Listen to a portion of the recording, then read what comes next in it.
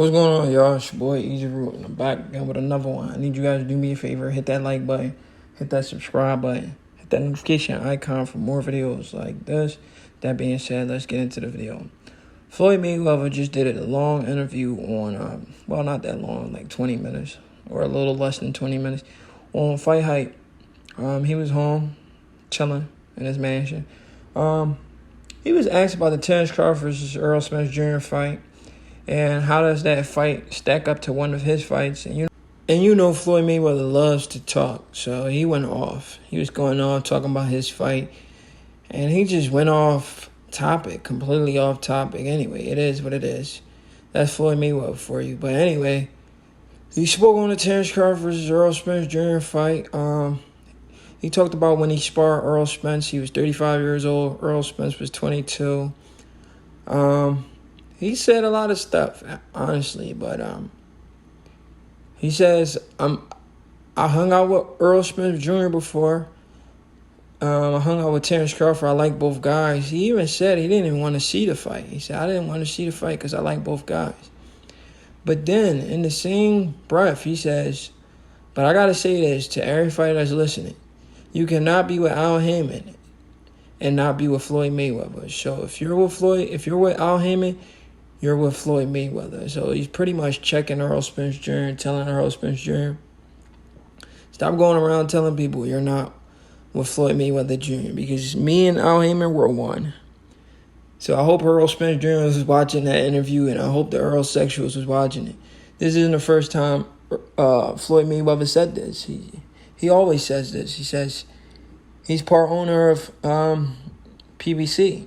So he says if you're with Al Haymon, you're with Floyd Mayweather. I want to hear Errol Spence Jr. respond to that, to be honest.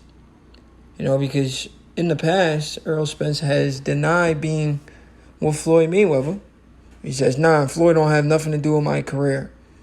And every time Floyd does an interview, he tells us, yes, he does. He's the boss at PBC.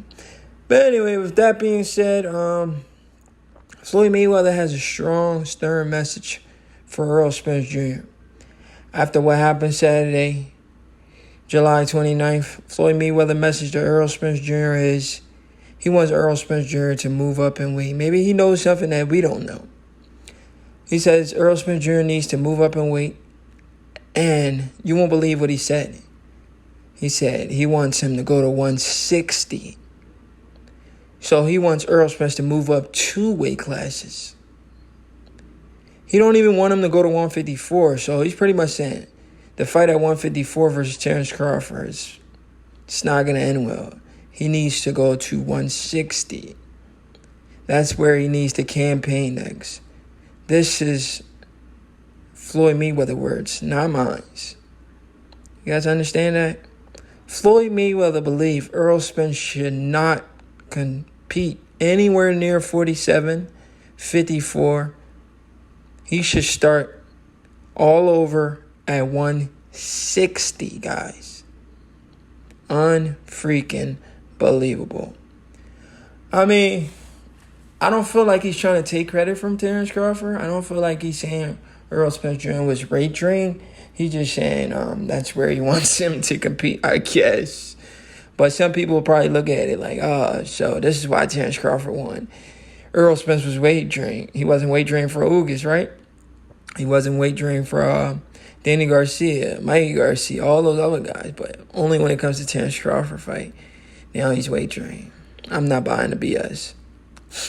But we heard rumors of Errol Spence Jr. always blowing up in between camps. We've seen videos of Errol Spence.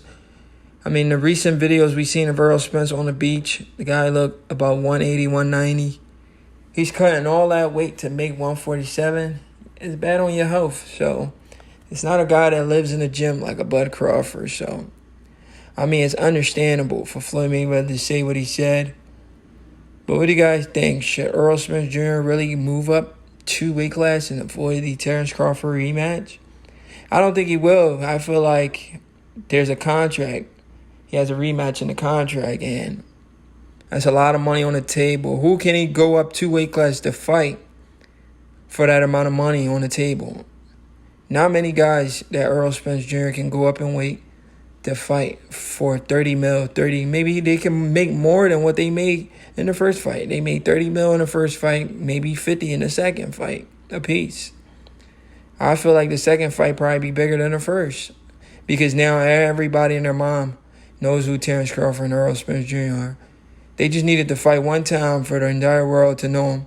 This is the same thing with Deontay Wilder and Tyson Fury, if you guys can remember.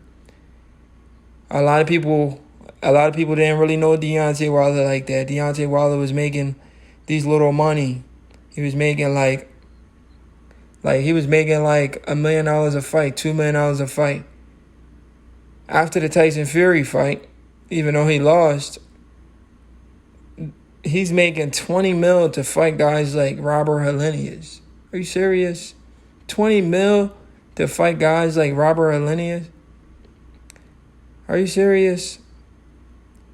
That's crazy. He went from 2 mil to 20 mil versus a Robert Helenius. That goes to show you, when you make the biggest fights in the sport of boxing and people recognize your value, you raise your stock and you become a pay-per-view draw.